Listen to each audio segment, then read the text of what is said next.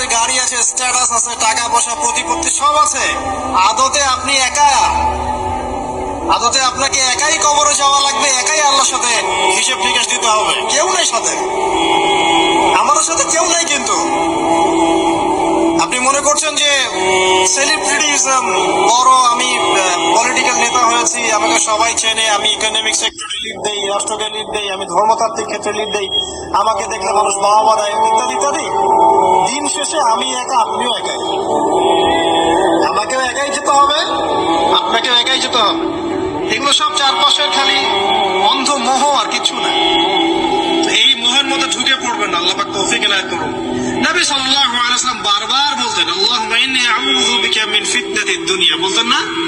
হে আল্লাহ, আমি দুনিয়ার ফিতনা থেকে তোমার কাছে আশ্রয় প্রার্থনা করছি। ওয়া ইন্নী আউযু বিকা মিন ফিতনাতিন নিসা, আমি মহিলাদের ফিতনা থেকেও আশ্রয় প্রার্থনা করছি।